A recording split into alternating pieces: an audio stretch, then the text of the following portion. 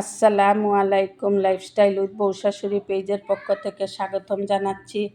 আজকে আমি চিংড়ির একটা চপ বানাবো। প্রথমে ছোটো ছোটো চিংড়ি আমার বৌমা ব্লেন্ডারে ব্লেন্ড করে নিয়েছে, আমি এগুলা বাটিতে নিয়ে নিব। এর মধ্যে আমি গাজর কুচি, পেঁয়াজ কুচি, কাঁচামরিচ কুচি ও ক্যাপসিকাম কুচি আমার যতটুকু লাগবে আমি দিয়ে দিব।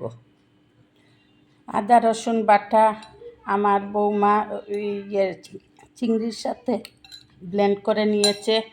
এখন আমি হলুদের গুঁড়ো, মরিচের গুঁড়ো, ধনিয়ার গুঁড়ো, জিরার গুঁড়ো, গরম মশলার গুঁড়ো ও লবণ দিয়ে দিব এবং সাথে একটা ম্যাজিক মশলাও দিয়ে দিব।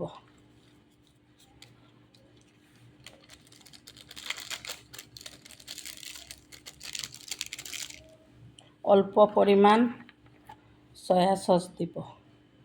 আপনারা ইচ্ছা হলে লেবুর রসও দিতে পারেন। আমার বাসায় আজকে লেবু নাই, সেজন্য দিতে পারতেছি না। আর আমি একটু বিস্কিটের গুঁড়ো দিব আর কর্নফ্লাওয়ার দিব।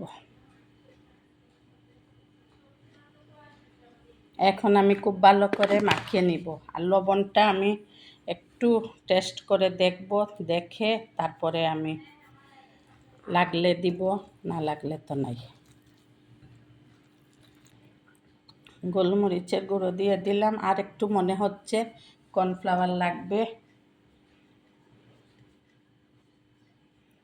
এটা বড় চিংড়ি দিয়েও আপনারা, বড় চিংড়ি ব্লেন্ড করেও আপনারা করতে পারেন। আমার কাছে ছোটো গুঁড়া চিংড়ি ছিল, সেজন্য আমি করে ফেলতেছি এটা দিয়ে। যে কোনো চিংড়ি দিয়ে করলেই হয়ে যাবে। আমার মোজারেলা চিজ লাগবে, আমি এইরকম স্লাইস করে কেটে নিয়েছি। আমি মোজারেলা চিজ কোথায় ব্যবহার করি আপনাদের সাথে শেয়ার করতেছি। একটু চিংড়ি মাখানো নিয়ে আমি এই মোজারেলা চিজের এক পিস নিয়ে, আমার একটু নরম হয়ে গিয়েছে, অসুবিধা নাই, আমি শেপ করে নিব। আপনারা ইচ্ছা হলে গোল করতে পারেন, চ্যাপ্টা করতে পারেন, ডিম সাইজ করতে পারেন। আমি এই সাইজ করে নিলাম।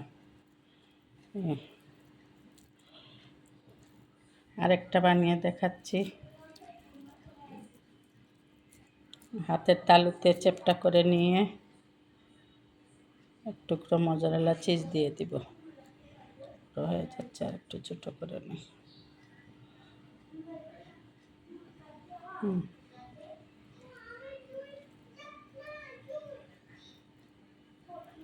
আমার মনে হয় চিংড়ির মধ্যে একটু পানি ছিল, ব্লেন্ড করার পরে একটু নরম হয়ে গিয়েছে। আর একটু শক্ত থাকলে ভালো হতো।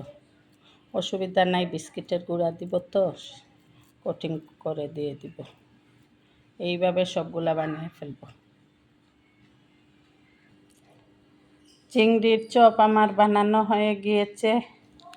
এখন আমি এই ব্রেড ক্রাম্বসে গড়িয়ে নিব। আপনাদের ইচ্ছা হলে ডিমে চুবিয়ে বিস্কিটের গুঁড়ায় লাগাতে পারেন। আমারটা নরম তো, সেজন্য আমি আর আলাদা বিস্কিটের গুঁড়ায় লাগাবো না, এই ডিমে করব না, একসাথে বিস্কিটের গুঁড়ার মধ্যে গড়িয়ে নিব এইভাবে।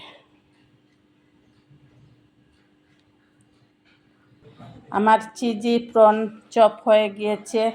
আমি বিস্কিটের গুঁড়ো লাগিয়ে নিয়েছি। এখন আমি ডিপ ফ্রিজে 20 মিনিট রেখে দিব, তারপরে ইফতারের টাইমে ডিপ ফ্রাই করে ভেজে নিব। লাইফস্টাইল উইথ বউ শাশুড়ির পাশে থাকবেন, আমাদের জন্য দোয়া করবেন। আল্লাহ হাফেজ। আসসালামু আলাইকুম ওয়া রাহমাতুল্লাহি ওয়া বারাকাতুহু।